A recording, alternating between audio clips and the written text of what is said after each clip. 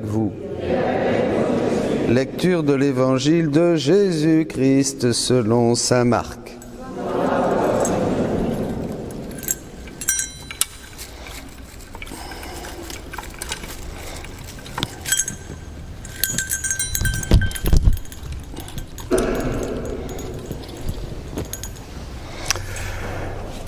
En ce temps-là, Jésus se rendit dans son lieu d'origine. Et ses disciples le suivirent. Le jour du sabbat, il se mit à enseigner dans la synagogue. De nombreux auditeurs, frappés d'étonnement, disaient « D'où cela lui vient-il ? Quelle est cette sagesse qui lui a été donnée et ces grands miracles qui se réalisent par ses mains ? N'est-il pas le charpentier, le fils de Marie ? Et le frère de Jacques, de José, de Jude et de Simon, ses sœurs ne sont-elles pas ici chez nous ? Et ils étaient profondément choqués à son sujet. Jésus leur disait, un prophète n'est méprisé que dans son pays, sa parenté et sa maison. Et là, il ne pouvait accomplir aucun miracle. Il guérit seulement quelques malades en leur imposant les mains. Et il s'étonna de leur manque de foi. Alors Jésus parcourait les villes, les villages d'alentour, en enseignant. Acclamons la parole de Dieu. Louange à toi, Seigneur Jésus. Chante Alléluia au Seigneur. Chante Alléluia au Seigneur, chante Alléluia, chante Alléluia, chante Alléluia au Seigneur, chante Alléluia, chante Alléluia au Seigneur, chante Alléluia, chante Alléluia. Chante Alléluia au Seigneur.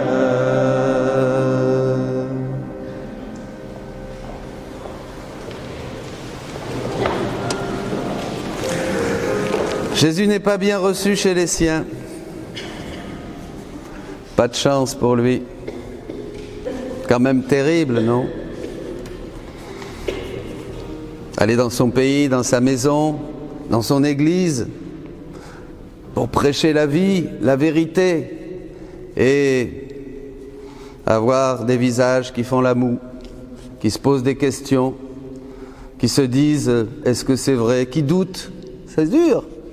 Eh oui, nul n'est prophète en son pays. Difficile prédication aussi pour Paul.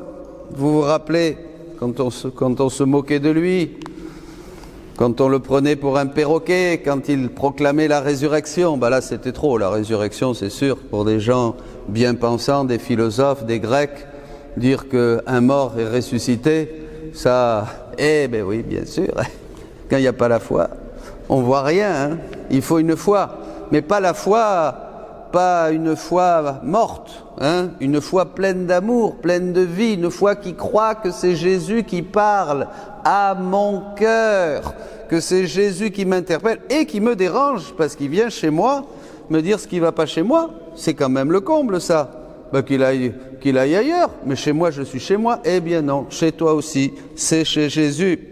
Oui, fils d'homme, je t'envoie vers les fils d'Israël, vers une nation rebelle qui s'est révoltée contre moi. Ah, alors on va voir un peu ça. Vous voyez, c'est ce que nous retrouvons de la première lecture en passant par saint Paul, hein, qui avait tant de combats dans ses prédications, cette charge dans sa chair, on ne sait pas trop ce que c'était, peut-être c'était ses doutes, ses peurs, ses angoisses devant ses frères juifs qui rejetaient l'annonce de l'Évangile et la foi en Jésus-Christ, peut-être que c'était des choses plus personnelles, enfin on ne sait pas. Mais dans ces trois lectures jusqu'à l'Évangile, on voit que la bonne nouvelle est accueillie par les cœurs simples et par d'autres non, parce que ça dérange. Alors, tout de suite, évidemment, il y a des conséquences. On voit ici Première conséquence, et ça je veux vous inviter à ces conséquences, parce qu'on ne se moque pas impunément de Dieu. Quand on n'accueille pas la bonne nouvelle de Jésus, quand on n'accueille pas la volonté de Dieu et qu'on veut rester enfermé dans des catégories, dans des choses qui sont à nous, dans un christianisme pépère bien tranquille, il y a des conséquences. Il y a des conséquences. On ne va pas vivre une plénitude. On va avoir aussi de vieilles choses qui vont revenir. On va être empoisonné. On ne va pas être heureux. Si vous voulez être heureux, mes amis, il faut tout donner à Jésus. Il faut tout donner à Jésus. Il faut s'abandonner complètement dans les mains de Jésus. C'est le seul moyen d'être heureux. Voyez, et comment vous allez me dire cet abandon? Jésus dit que cet abandon, il doit être dans la volonté, en ne désirant que Jésus, dans l'intelligence, en ne cherchant que les choses qui concernent Jésus, qu'à connaître mieux Jésus. Vous vous rappelez Saint Paul dans Éphésiens 1, qu'il vous donne un esprit de sagesse et d'intelligence afin de le connaître, ça c'est l'intelligence, et dans la mémoire, cette troisième faculté, on a une volonté, une intelligence, une mémoire, ne se souvenir que de Dieu dans le jour, dans la nuit, dans le matin, en travaillant, en vacances, sur le bord de la plage, dans la forêt, dans la montagne, tout le temps, partout, Jésus, je t'aime, Jésus, je t'aime. C'est ça qu'il veut. Il dit que quand vraiment nos trois puissances seront consumées par cette recherche continuelle de Jésus, on sera vraiment abandonné et là il pourra donner libre cours à son amour et nous bénir. Et Jésus explique ça. Donc il y a des conséquences. Au livre 21, Jésus dit: ma fille, tu ne sais pas à quel point mon cœur brûlant veut courir avec amour vers les créatures, mais dans sa course, elle le rejette. C'est bien ça, c'est le rejet de Jésus. Voyez, au contraire, elle se précipite brutalement contre moi pour m'offenser avec d'horribles faux-semblants. Hypocrisie, des faux-semblants. Mon amour, se voyant persécuté, appelle alors ma justice qui le défend et frappe de fléau ceux qui le persécutent. Qu'est-ce que ça veut dire ? Dans un autre passage, il dit « Il y a des conséquences quand nous ne donnons pas notre maximum à Jésus. » Il l'explique, le Seigneur. C'est-à-dire que on ne peut pas, je vous disais, on ne rejette pas Dieu si vraiment on ne se laisse pas déranger, parce que ça dérange. Jésus est venu déranger. Pourquoi ? Parce qu'il vient faire le ménage dans sa maison. Sa maison, c'est toi. Donc, évidemment, il va mettre en lumière nos défauts, il va mettre en lumière notre hypocrisie, il va mettre en lumière nos excès de toutes sortes, puisque les sens nous rendent toujours plus accros aux choses du monde, au monde sensible, à la chair, à toutes ces choses-là, donc ça va toujours être une lutte. Mais c'est bon tout ça, c'est pour pas qu'on reste tranquille, parce que sinon, on se fait un petit christianisme pépère, on accomplit quelques dévotions, et on se dit, c'est bon, je suis chrétien. Alors où est le combat ? Nous les prêtres, c'est pas facile. Faut se remettre toujours en question. Faut se laisser corriger par le Seigneur. Combien de fois le Seigneur m'a corrigé parce que je faisais pas sa volonté ? Bien sûr. Alors qu'est-ce que c'est ces corrections ? Dans un premier temps, déjà ça va mal. Ça va mal. Jésus te parle plus beaucoup. Il le dit, comme l'homme me rejette, j'ai arrêté de lui raconter l'histoire de ma volonté, l'histoire de toutes les belles œuvres que je fais dans la création, l'histoire de toute la belle œuvre que j'ai faite dans la rédemption, l'histoire, voyez, ce que seulement nous donne la foi parce qu'elle déchire le voile des apparences. Quand il n'y a pas la foi, qui c'est celui-là ? C'est pas Jésus là. Et qui c'est celui-là ? C'est le père, le curé machin là. Oui, bon. Ouais. Et qui c'est celui-là ? Celui-là, je sais pas d'où il sort, mais maintenant il s'autorise de parler au nom de tous pour nous corriger, nous remonter les bretelles. Mais qui c'est ce mec-là ? Mais c'est pas Jésus, mais on connaît son frère, ses sœurs, elles sont là parmi nous.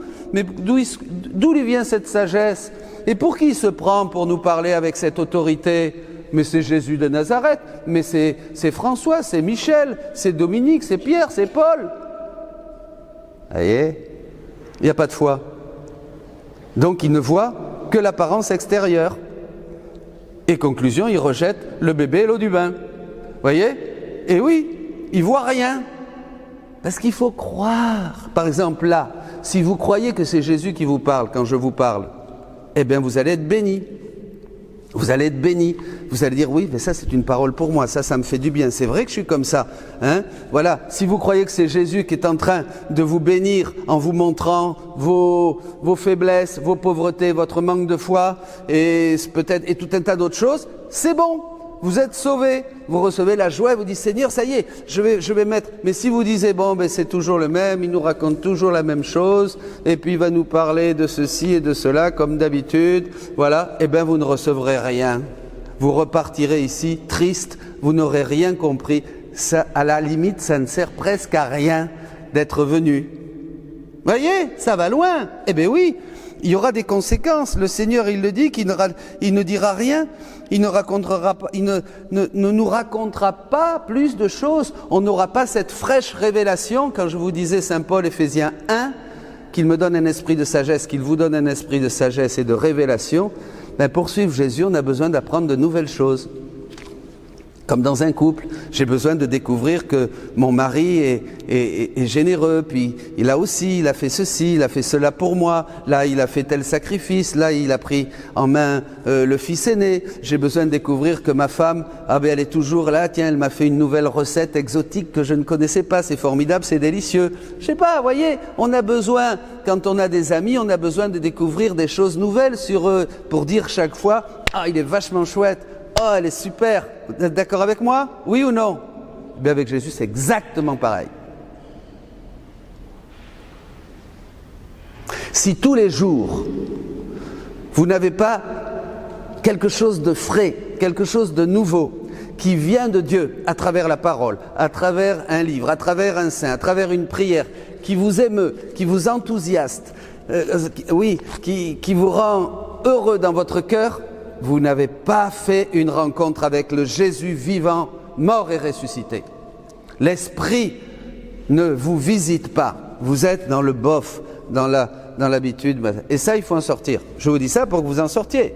Si vous vous reconnaissez là, dites, Jésus m'a visité aujourd'hui, il est venu chez moi, il m'a montré que ma piété était super, super monotone, toujours la même chose, que je n'attendais rien de Dieu et que j'étais englué dans les choses matérielles, dans mes petits plaisirs, dans mes petits projets. Et c'est pour ça, finalement, je rejette Jésus. Je veux changer. Vous savez, suivre Jésus, c'est pas confortable. Si vous voulez une zone de confort, allez chez Bouddha. Là, vous serez zen. Allez chez Bouddha. Mais pas chez Jésus. Il ne vous laisse pas une minute tranquille. Ah ben non. Parce qu'il nous aime. Parce qu'il sait de quoi nous sommes faits et combien le péché nous a détruits. Donc il va constamment nous travailler pour que nous entrions, que nous fassions sa volonté, que nous entrions dans son royaume, le royaume de la divine volonté. Alors ça, je plante le tableau là. C'est ce que je voulais dire au début. Mais maintenant, le plus important, c'est ça. Parce que c'est bien, vous voyez. Quand on lit l'évangile, on voit une belle page d'évangile. Bon, Jésus qui n'est pas accueilli chez les siens, etc., etc. Je vous fais le commentaire et puis vous êtes tous là. Vous dites, c'est bien, oui, c'est vrai ça, c'est intéressant, c'est beau, c'est intéressant et peut-être que ça vous touche pour changer. Mais maintenant, allons plus loin. Si le Seigneur nous fait voir ça, à vous qui voulez vivre maintenant dans la divine volonté, c'est-à-dire qui voulez faire les œuvres de Dieu, vous qui voulez participer et agir avec Jésus, faire avec Jésus, travailler avec Jésus, pas se contenter de faire quelques petites prières et d'avoir quelques jolies dévotions et quelques belles images à la maison. Vous qui voulez vraiment maintenant, vous avez compris que Dieu nous appelle à travailler avec lui. Pas non plus se remonter les manches pour aller seulement balayer ou faire ceci ou faire cela dans la chapelle ou changer les fleurs. Non, travailler aux œuvres de Dieu. Travailler aux œuvres de Dieu. Alors là, ça change tout parce que on peut faire quelque chose. Jésus a été très rejeté par les siens. Rejeté à Nazareth, rejeté par ses frères juifs, rejeté par les prêtres, rejeté par le tribunal, rejeté par une grande masse de gens qu'ils avaient montés contre lui. Il a vraiment souffert. En fait, il est venu chez les siens et les siens ne l'ont pas accueilli, dira le premier chapitre de Saint Jean, le prologue. L'homme a rejeté Dieu. L'homme a dit non à Dieu. Et Dieu n'a pas pu achever son œuvre de création. Donc maintenant, vous êtes conscient de ça. Jésus dit, au volume 13, 28 janvier 1922, « J'étais en prière. Mon doux Jésus, m'attirant vers lui, me transforma complètement en lui-même et me dit, « Ma fille, prions ensemble. » Qu'est-ce que veut Jésus? Que tu pries avec lui. Tout à fait différent que d'avoir des dévotions. Avec lui. Comme il le dit ailleurs, entre en moi, prie comme je prie, entre en moi. Prions ensemble afin de pouvoir prendre le contrôle du ciel et d'empêcher la terre de tomber dans le courant du mal. Quand vous priez avec Jésus, qu'est-ce que vous faites? Vous priez comme Dieu. Vous agissez comme Dieu. Vous prenez le contrôle du ciel et de la terre. Pas banal quand même, hein? Après que nous ayons prié ensemble, il ajouta, « Quand mon humanité était sur la terre, elle se trouvait très proche de la divinité, puisqu'elle en était inséparable. Je n'ai fait rien d'autre que d'entrer dans l'immensité de la volonté éternelle et d'ouvrir bien des réservoirs au bénéfice des créatures. » Qu'est-ce qu'a fait Jésus? Il nous a ouvert des réservoirs. Gardez ça en tête. Il nous a ouvert des réservoirs, des citernes pleines de belles choses pour que nous nous en servions. Bon. Pour le bénéfice des créatures. J'ai donné à la famille humaine le droit de s'approcher de ces réservoirs qui avaient été ouverts par un homme Dieu. Évidemment, il fallait qu'un homme soit Dieu pour faire des choses pareilles. Et d'y prendre ce qu'elle voulait. J'ai ainsi formé les réservoirs de l'amour, de la prière, de la réparation, du pardon, de mon sang et de ma gloire. De la réparation. Qu'est-ce qu'on va faire quand on lit l'évangile où Jésus a été rejeté? Eh bien, on va réparer. C'est complètement différent. On va dire, mais non, ils t'ont fait ça, je vais réparer. Je vais compenser, je vais faire quelque chose, parce que toutes ces histoires, tous ces épisodes, toutes ces scènes de la vie de l'Évangile, elles sont présentes, puisqu'elles sont faites par Dieu, créées par Dieu. Donc tout ça, c'est dans l'éternité, c'est pas un truc qui est passé il y a 2000 ans. Alors à ce moment-là, Jésus est toujours rejeté aujourd'hui, comme il a été rejeté à Nazareth, comme il a été bafoué, comme on s'est moqué de lui, c'est toujours pareil, comme lui a craché dessus, c'est toujours pareil. D'ailleurs, qu'à voir le monde, comment le monde réagit au christianisme, vous voyez, face à Dieu, le monde aujourd'hui, c'est un scandale, c'est une honte. Bon, vous êtes conscient de ça. Donc, qu'est-ce que vous allez faire? Vous allez réparer, alors on va apprendre à réparer. C'est ça qui est extraordinaire. Vous voyez, on n'est pas du tout oisif. Voilà. Ainsi, j'ai formé ces réservoirs. Maintenant, veux-tu savoir qui c'est qui brasse ces réservoirs pour les faire monter, déborder et par là inonder la terre tout entière? Vous vous rendez compte? Vous pouvez inonder la terre de ces réservoirs que Jésus a fait, d'amour, de gloire pour glorifier le Père, de réparation pour tous ces rejets de Jésus. Ça, c'est prier comme Jésus prie. C'est l'âme qui entre dans ma volonté. Lorsqu'elle entre dans ma volonté, si elle veut aimer, elle tire de l'amour du réservoir de l'amour, en aimant, ou en ayant l'intention d'aimer. Juste l'intention, vous voyez, ça suffit. Elle agite ce réservoir. Les eaux, lorsqu'elles sont agitées, s'élèvent, débordent et s'étendent par toute la terre. Parfois, l'agitation est tellement intense et les vagues montent si haut qu'elles en viennent à toucher le ciel et à se répandre dans la patrie céleste. Si l'âme veut prier, faire réparation, demander pardon pour les pécheurs ou rendre gloire, elle brasse les réservoirs de la prière, de la réparation, du pardon, de la gloire. Combien de bienfaits mon humanité a imploré pour les hommes. J'ai laissé les portes ouvertes pour qu'ils entrent à leur gré. Cependant, peu en profitent. Peu en profitent. Et là, quand on en profite, eh bien, il n'y a rien qui se passe. Ce que veut le Seigneur quand on lit l'Évangile et qu'on voit combien il a été rejeté, c'est que chacun de vous dise « Eh bien moi maintenant Jésus, je vais prier comme toi, je vais entrer en toi, je vais prendre ces réservoirs de réparation. » Alors comment réparer? On va le voir.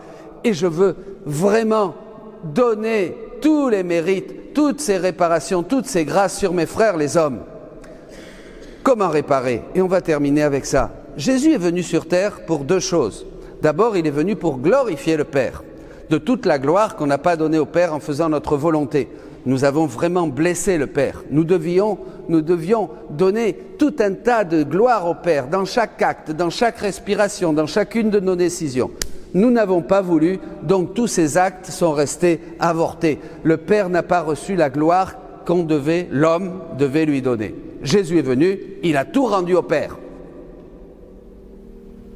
Mais nous avons blessé l'amour du Père. Vous êtes d'accord avec moi? Nous l'avons blessé. Nous avons blessé le Père. Nous avons péché. Nous avons usurpé sa gloire. Nous nous sommes moqués de lui. Donc, en plus, Jésus devait réparer. Il devait réparer pour tout ce que nous n'avions pas fait et pour toutes les blessures, les méchancetés, les péchés que nous avons faits. Vous êtes d'accord avec moi? Donc, il l'a fait aussi, ça, Jésus. Il a donné tout ça. Il a glorifié le Père et il a réparé pour tout le mal que nous avons fait, afin que le Père soit réparé. C'est pour ça qu'il a souffert. C'est pour ça qu'il a été défiguré, parce qu'il portait nos péchés. C'est pour ça qu'il s'est fait pécher, dit saint Paul, parce qu'il reflète toute cette mort de la volonté divine en lui. Alors moi maintenant, qu'est-ce que je vais faire? Eh bien, je vais réparer. Et Jésus est le chemin pour réparer. Comment on va réparer? Eh bien, je vais prendre tous les épisodes de la vie de Jésus. Je peux en prendre un, je peux en prendre un autre, et je vais les faire miens, je vais les mettre dans mon cœur, et je vais dire, Jésus, je revis cet événement, et là maintenant, je mets mon amour dans cet événement, dans ce rejet à Nazareth, dans ce rejet de ta famille, des tiens, qui se sont moqués de toi, Jésus. Je fais cet événement, je le vis dans mon cœur, puisqu'il est présent, il est réel. Je le vis, et je rajoute mon amour, mon pardon, et je te le donne, et tu le donnes au Père. Vous comprenez? Dans la divine volonté, on ne fait plus des prières, c'est de la réalité, on fait des actes. C'est ça la grande différence qui change complètement avec ce que nous avons connu avant. C'est que dans la divine volonté, Jésus nous dit que tous ces mystères sont vraiment présents comme le soleil et nous illuminent et nous inondent de lumière et sont ici parce qu'ils sont dans l'éternité, ils partent du point de l'éternité de Dieu. Donc qu'est-ce que je fais? Eh bien je vais prendre maintenant la passion de Jésus. Je vais prendre la passion de Jésus, ses pieds cloués sur la croix, ses mains transpercées, sa couronne d'épines. Qu'est-ce que ça veut nous dire? Ça veut nous dire d'abord que Jésus, il est mort pour toutes les pensées qui n'ont pas été des pensées selon Dieu. Il est mort aussi pour toutes les actions que nous avons faites qui étaient séparées de l'agir divin. Il est mort aussi pour tout, dans ses pieds cloués, il est mort pour tous les pas, tous les projets, tout ce que nous avons fait avec nos intentions personnelles, avec notre égoïsme humain, séparé de Dieu, séparé de sa divine volonté, vous comprenez? Bon, eh bien moi, je vais prendre les pieds de Jésus, cloués durant sa passion, je vais prendre les mains de Jésus, percées durant sa passion, je vais prendre cette couronne d'épines, qui sont toutes les mauvaises pensées, toutes les pensées des hommes de tous les temps qui sont contre la pensée divine. Je vais prendre cette couronne d'épines et tout ça, je vais le faire mien, comme si c'était moi, comme si c'était à moi. Voyez, vous n'allez pas avoir du sang sur la tête, ni dans les mains, ni dans les pieds. Je vais le faire mien et je vais rajouter Dominique. Et je vais l'offrir à Jésus pour le réparer, au nom de tous les hommes. Voyez, et Jésus va prendre tout ça et il va l'offrir au Père, pour tous les hommes et pour vous. On répare ce qu'on n'avait pas fait jusqu'à maintenant, et c'est très important cet enseignement. On s'était contenté de regarder l'Évangile, voilà, et de dire, oh oui, ça nous donnait de l'émotion, ou c'était beau, on était là, on était content, on sentait un peu la présence du Saint-Esprit, une belle louange de notre sœur, et on faisait une belle prière, voilà, on était content. Bon, c'était bien, c'était un chemin, mais maintenant, ressembler à Jésus, c'est être agissant comme lui. C'est pas une photo, c'est pas une image, vous comprenez? l'image, bon, on est à la forme de Dieu, ça c'est bien, dit le catéchisme, mais maintenant Jésus vient bosser avec moi. Mais comment, je ne sais pas, mais tu vas voir, je vais t'enseigner. Tu vas faire ce que je fais, tu vas faire ce que j'ai fait, tu vas prier comme moi, tu vas glorifier le Père comme moi, avec moi, par moi, avec moi, en moi, tu vas réparer avec moi, par moi, en moi, tu vas faire mes œuvres.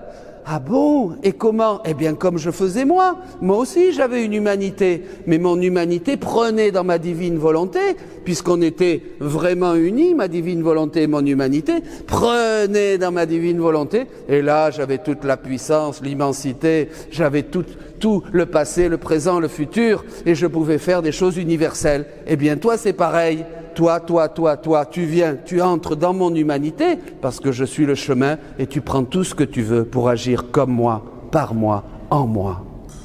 Amen. Ça change tout. Eh bien, nous allons réparer maintenant. On va à Nazareth et puis on va revivre ce moment douloureux pour Jésus, pas vrai? Il est là, le Fils de Dieu, au milieu des siens, qui prêche dans cette synagogue, qui raconte et qui donne la parole de Dieu. Les uns doutent, les autres se moquent, les autres disent mais qu'est-ce qu'il a, d'où ça lui vient, pour qui il se prend cette sagesse? Et je sens la douleur de Jésus. Vous prenez la douleur de Jésus et vous lui demandez pardon et vous mettez votre amour pour le consoler. Vous prenez l'ignorance de ces gens qui n'acceptent pas le Fils de Dieu, qui ne voient pas parce qu'ils sont encore beaucoup trop encrassés dans le temporel, dans le matériel, dans l'envie, dans l'égoïsme. Vous prenez, vous souffrez ça, cette ignorance qui donne la mort, et vous mettez la lumière du Saint-Esprit. Vous priez comme Jésus a prié pour eux. Toute cette scène, et vous prenez Marie qui est là aussi, qui vit toutes ces douleurs, parce que tout ce que vivait Jésus le vivait Marie, et elle, comme co-rédemptrice, elle fait déjà ce que vous faites dans la divine volonté. Sa souffrance, vous la prenez, vous la faites vôtre, vous consolez Marie, et vous offrez la souffrance de Marie, la souffrance de Jésus au Père. Vous vivez tout ça. L'événement est à vous. Ce moment-là, c'est ça une ronde. Vous faites, vous entrez dans ce moment éternel que Dieu a vécu sur terre le jour où il a été rejeté par les siens à Nazareth. La tristesse de Jésus aussi, qui n'a pas pu faire de miracle, mais aussi la joie de Jésus, sachant qu'il a voulu cet événement pour montrer à tous que seule la foi permet au miracle de Dieu de descendre et d'inonder la terre. Réparation divine. Ça, c'est faire les œuvres de Dieu et c'est ce que Dieu attend de chacun de vous, de chacun de nous. Qu'il soit béni. Amen.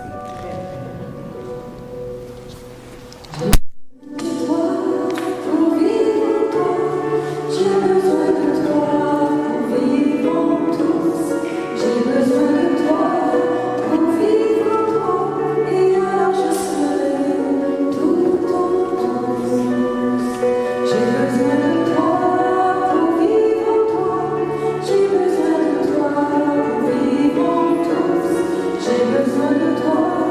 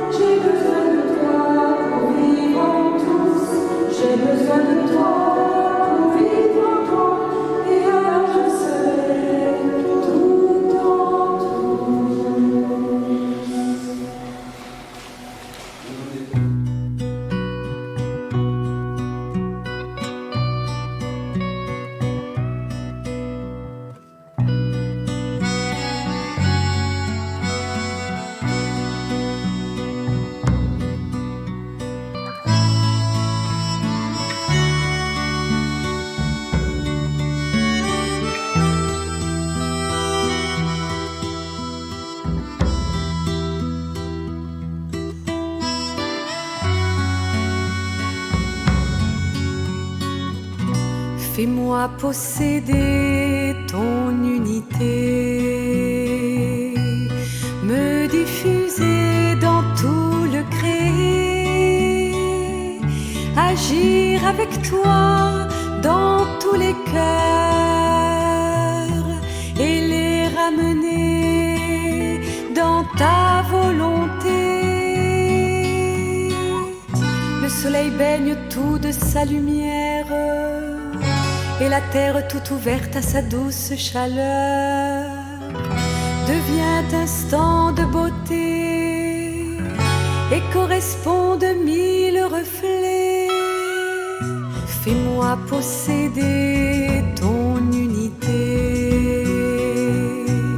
me diffuser dans tout le créé, agir avec toi dans tous les cœurs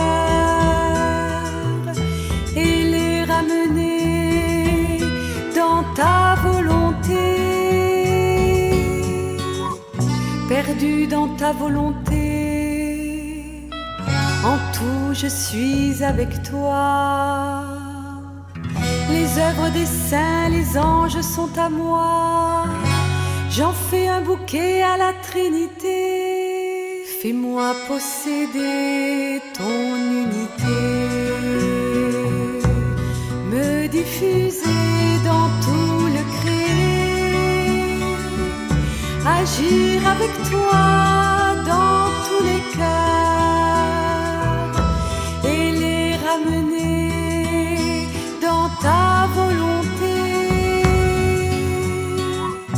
Mon enfant vit dans ma volonté et rends-moi le créé.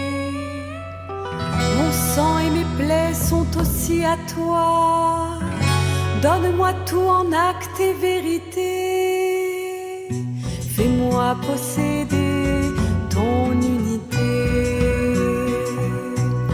me diffuser dans tout le créé, agir avec toi dans tous les cœurs et les ramener dans ta volonté.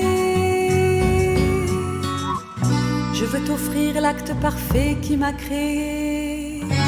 Ne m'oublie pas pour mon péché. Mes sacrifices sont des riens qui captivent ta volonté. Fais-moi posséder ton unité, me diffuser dans tout le créé, agir avec toi dans tous les cœurs et les ramener dans ta volonté.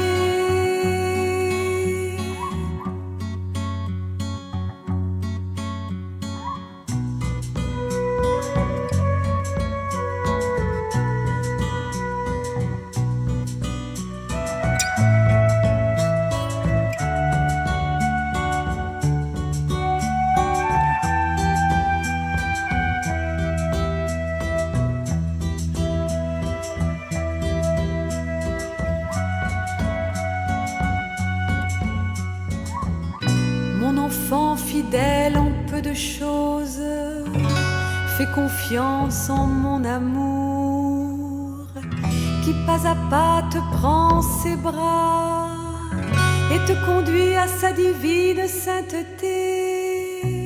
Fais-moi posséder ton unité, me diffuser dans tout le créé, agir avec toi dans tous les cœurs et les ramener dans ta volonté.